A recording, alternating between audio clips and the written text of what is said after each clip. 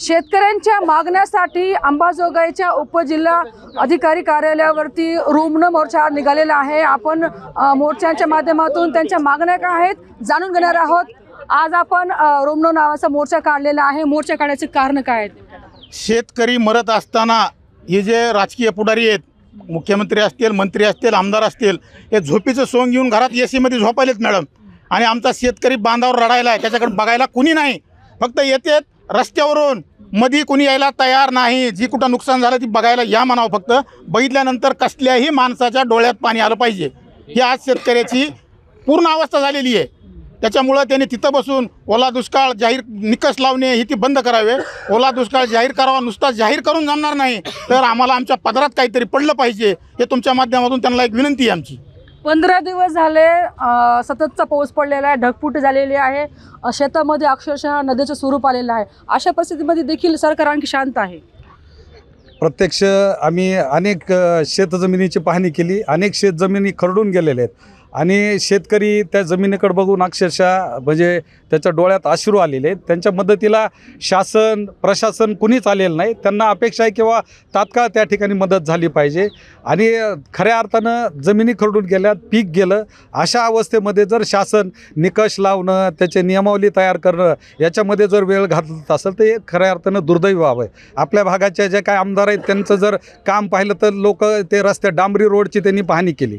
अनेक शेतकरी म्हणले की डांबरावर रोडवर थांबले आणि म्हणले इकडलं काही नुकसान नाही झालं असं म्हणून ते निघून गेलं। अक्षरशः शेतकऱ्यांची थट्टा त्यांनी त्या ठिकाणी केलेली आहे। त्यामुळं अशा गोष्टी कुठंतरी थांबल्या पाहिजे। अशा परिस्थितीमध्ये शेतकऱ्यांना, शेतमजुरांना, विद्यार्थ्यांना, श्रावणबाळ योजनेतील लाभधारकांना आधार देण्याची गरज आहे। सर्व दृष्टीने उद्ध्वस्त झालेल्या जनतेला त्या ठिकाणी मदत करण्याची आवश्यकता आहे। त्यामुळं येणाऱ्या काळामध्ये जर शासनानं संपूर्ण कर्जमाफी केली नाही, ओला दुष्काळ जाहीर केला नाही, शेतकऱ्यांना हेक्टरी 50,000 रुपये अनुदान दिलं नाही, जे श्रावणबाळ संजय गांधी निराधार योजनेचे जे थकीत पगार आहेत ते वेळेवर त्या ठिकाणी दिले नाही, विद्यार्थ्यांचं परीक्षा शुल्क असेल, शैक्षणिक शुल्क ते जर तात्काळ दिले नाही, जे शेतमजूर त्या शेतीवर अवलंबून होते की बाबा आता उद्या सुगी आल्यानंतर आम्हाला त्या ठिकाणी कामाला जाता येईल, आमच्या हाताला काम मिळेल, आमचं प्रपंच भागवण्यासाठी वर्षभराची त्या ठिकाणी काही मदत होईल, त्यांच्यासमोर अक्षरशः म्हणजे जीव फोडून ते त्या ठिकाणी रडत आहेत। म्हणून त्यांच्या पण माध्यमातून आम्हाला मागणी आहे की जे शेतमजूर आहेत त्यांना त्या ठिकाणी भरीव मदत झाली पाहिजे आणि कुठल्याही पंचनामाचे, कुठल्याही पीक पाहणीचे निकष न लावता त्यांनी त्या ठिकाणी सरसगट त्या ठिकाणी मदत केली पाहिजे। ज्या धर्तीवर पंजाबला 50,000 रुपये हेक्टरी अनुदान देण्यात आलं त्याच धर्तीवर महाराष्ट्रामध्ये ते का लागू होत नाही? आपलं तर महाराष्ट्र सर्व आर्थिकदृष्ट्या सर्वदृष्ट्या सक्षम आहे, सदन आहे। अशा परिस्थितीमध्ये जर पंजाबचं उदाहरण आपल्याला घ्यावं लागत असेल तर आपल्या खऱ्या अर्थानं आपलं दुर्दैव आहे। पीक विम्याच्या संदर्भात जर पाहिलं तर गेल्या 2022 पासून आपल्याला या ठिकाणी पीक विमा मिळालेला नाही। त्यामुळे अनेक वेळेस शेतकरी त्याचा खेटा घालत्या संबंधित अधिकाऱ्याकडे जातात आणि ते अधिकारी त्यांना कुठलंच दाद देत नाही। त्यामुळं येणाऱ्या काळामध्ये तात्काळ शासनाने आणि प्रशासनाने जर जे उपेक्षित झालेला, जो दुर्लक्षित, जो अडचणीत सापडलेला वर्ग आहे त्याला जर मदत केली नाही तर येणाऱ्या काळामध्ये राष्ट्रवादी काँग्रेस शरदचंद्रजी पवार साहेब या पक्षाच्या वतीनं रस्ता रोको आंदोलन असेल, विविध आंदोलनं करून शेतकऱ्याला न्याय मिळवून देण्यासाठी आम्ही सदैव त्यांच्या सोबत आहोत। मात्र शासन म्हणते की आता आम्ही सर्व शेतकऱ्यांच्या आणि ह्या परिस्थितीच्या सोबत आहोत। 5 किलो धान्य आणि काही आर्थिक मदत देण्यास सुरुवात झालेली आहे। खरं तर ही सगळी मलमपट्टी आहे, शेतकऱ्याची जखम फार मोठी आहे, त्याला मलमपट्टी करून काही होणार नाही। एक पीक गेलेलं नाही, त्याची जमीन वाहून गेलेली आहे, त्याच्यामुळे त्याला 2-4 वर्ष सुद्धा बसणार नाही। त्यामुळे भरीव मदत झाली पाहिजे, संपूर्ण कर्जमाफी बरोबर 50,000 हेक्टरी मदत झाली पाहिजे। खरं तर आम्ही वेगळी काय मागणी करत नाहीत, महायुतीच्या जाहीरनाम्यातच निवडणुकीच्या वेळेस त्यांनी टाकलं होतं की आम्ही सर्व कर्जमाफी करू। आता तर ही योग्य वेळ आहे त्याला द्यायचं, तर त्यांचे वेगवेगळे कारणं दिसत आहेत। कुठं पैशाचं सोंग करता येत नाही, मग मुख्यमंत्र्याच्या बेडरूममधल्या बेडवर खर्चायला 40 लाख रुपये तुमच्याजवळ, कुणी मागितलं नाही त्या शक्तिपीठासाठी 80,000 कोटी तुमच्याजवळ आहेत आणि शेतकऱ्याला जगाच्या पोशिंद्याला द्यायला पैसे नाहीत। आपल्या ग्रामीण भागाची अर्थव्यवस्था शेतीवर अवलंबून असते। फक्त शेती क्षेत्राचं नुकसान होत नाही, ह्या भागातल्या सर्व उद्योगधंद्याचा देखील त्याच्यावर परिणाम होतो। त्यामुळे तात्काळ कुठल्या पंचनामे, लालफितीच्या कारभारात हे अडकू नये, तात्काळ कर्जमाफी करावी। मॅडम, दुसरी गोष्ट म्हणजे आत्ता विद्यार्थ्यांचा सुद्धा हाल आहेत। तुम्हाला माहीत असेल की SSC बोर्डानं उलटं डबल फीस केलेली आहे, त्यांची प्रवेश शुल्क जी होती ती वाढवलेली आहे। म्हणजे हे जखमीवर मीठ चोळण्याचं काम आहे। त्यांची सुद्धा विद्यार्थ्यांचे शैक्षणिक आणि परीक्षा शुल्क हे दोन्ही माफ झालं पाहिजे, अशी मागणी आम्ही या ठिकाणी करत आहोत। मात्र आता कालच नुकतीच मुख्यमंत्री यांनी पत्रकार परिषद घेऊन घोषणा केलेली आहे की सरकार तात्काळ काहीतरी नियोजन करणार आहे. मग असं वाटतं का तुम्हाला की वेळ काढते सरकार म्हणून? सरकारचं सध्या काही नियोजन दिसत नाही. कुठलंही प्रशासन आता बांधावर येत नाही, फक्त गावात येतं. गावात फक्त प्रशासनानं गावात बसून चालणार नाही, प्रशासनानं बांधावर यावं लागेल. सर्वसामान्य माणसाला दिलासा द्यावा लागेल.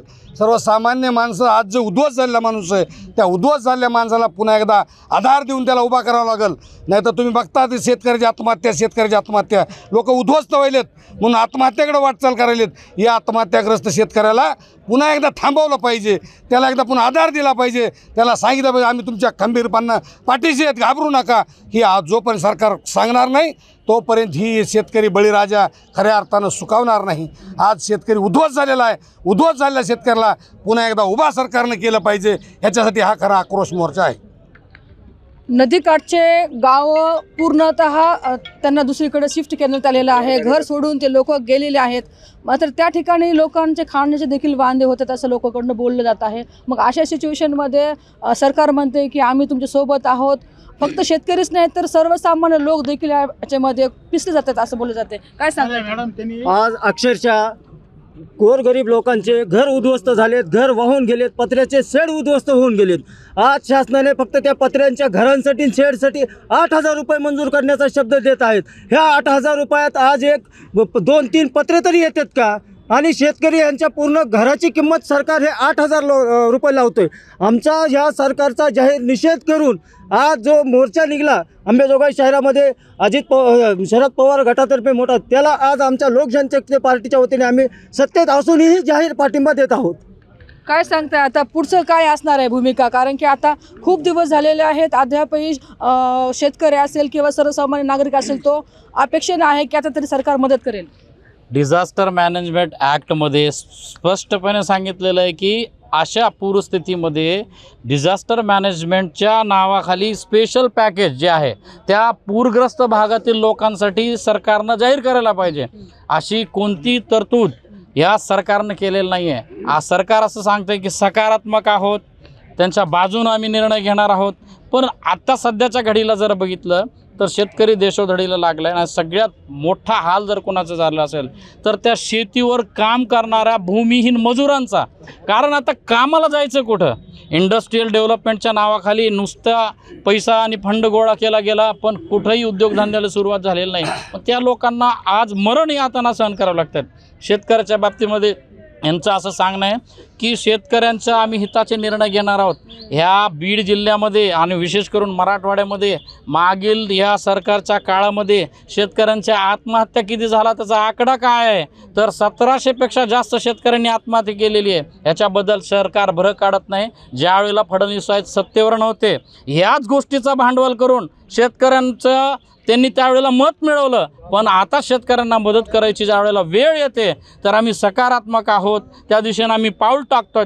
तुम्ही मोठ्या म्हणजे आता कुंभमेळा नाशिकमध्ये आलेला आहे, कोणा धर्माच्या विरोधात आम्ही नाही, पण त्या ठिकाणी तुम्ही एक निधी आरक्षित करून ठेवता 26,000 कोटीचा. ह्या शेतकऱ्याची मागणी काय की विशेष पॅकेज आम्हाला जाहीर करा. ओला दुष्काळ जर जाहीर केला तर काय होईल? केंद्र शासनाकडून ह्यांना विशेष पॅकेज मिळेल. पण केंद्रासमोर आमची नामुष्की होऊ नये हे कातडी बचावचा कार्यक्रम करतायत. विशेष पॅकेज खरं तर घोषित व्हायला पाहिजे ह्या पूरग्रस्त भागासाठी, शेतकऱ्यांसाठी, भूमिहीनासाठी, ज्यांचे घरे वाहून गेले त्यांच्यासाठी. 4 लाख रुपये तुम्ही त्या शेतकऱ्याच्या जीवाची किंमत करताय.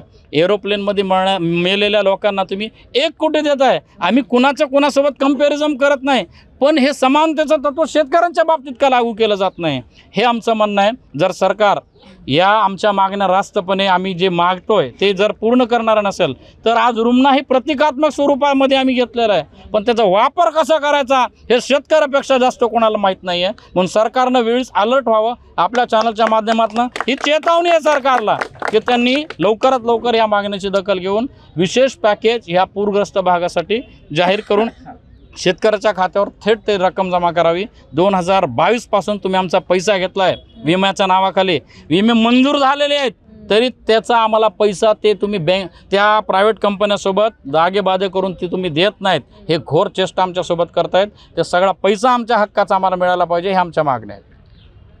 न भविष्यते न भूतो न भविष्यते असा बीड जिल्ह्यामध्ये पाऊस पडलेला आहे, अतिवृष्टी झालेली आहे. ही कधी न भरून निघणारी अशी एक जखम आहे. आणखी त्याच्यामध्ये लोक सफर करतायत, तरी सरकार अशा भूमिकेत आहे. सरकार तर करतच आहे, मात्र आमच्या ज्या लोकप्रतिनिधी आहेत ज्यांना आम्ही निवडून दिलं आहे त्यासुद्धा या शेतकरी उद्ध्वस्त झाल्यानं मोठ्या प्रमाणात राजकारण आहेत. आपण पाहतोय 4-2 किट वाटून त्या पूरग्रस्तांना ज्या मदत केली आहे ते पण त्यांनी मूळ पूरग्रस्तांसाठी नाही केली, ते रस्त्यावरच्या काही नागरिकांसाठी केली आहे. अशा पद्धतीने राजकारण करतं. योगेश देवल कमिटीच्या वतीनं 5 लाखाचा निधी जाहीर झाला. त्यानंतर आम्ही अध्यक्षांकडे गेलो, तो निधीसुद्धा जाहीर झाला नाही. त्याची इत्यंभूत माहिती प्रदर्शित अध्यक्षांनासुद्धा नव्हती. हे दुर्दैव आहे. आणि त्याच्या आधी निधी जाहीर होण्याच्या आधी मात्र आमदाराच्या सासऱ्यांना क्रेडिट जावं म्हणून बातम्या प्रसारित झाल्या. हे खूप दुर्दैव आहे. इकडे शेतकरी उद्ध्वस्त झाला आहे, मात्र आमच्या आमदार जे आहेत ते एसीत बसून हे करतायत, पाहणी करतायत. आणि काल आम्ही बातम्या प्रसारित केल्यानंतर आम्ही ज्यावेळेस विरोधी पक्ष बोलले त्यानंतर त्यांनी बैठका घेतल्या आणि पंचनामा करण्याचे आदेश दिले. शेतकरी उद्ध्वस्त झालेला असताना पंचनाम्यासाठी काही राहील नसताना तुम्ही पंचनामा कशासाठी करताय, हा आमचा प्रश्न आहे. तुम्ही सरसकट कर्जमाफी करून सरसकट अनुदान दिले पाहिजे, ही आमची मागणी आहे. आता आक्रोश खूप वाढलेला आहे आणि आता तात्काळ आता मदत करणं आवश्यक आहे. ओळा दुष्काळ जाहीर करा, नाहीतर मग हे रुग्ण हे प्रतिकात्मक आहे. आता याच्यापेक्षा भयानक तीव्रता येणाऱ्या काळात पाहायला येईल असे या ठिकाणी सांगण्यात आलेलं आहे. Camera person Sanjeev Rai, Sukesh Naikwade, Maharashtra Times, Beed.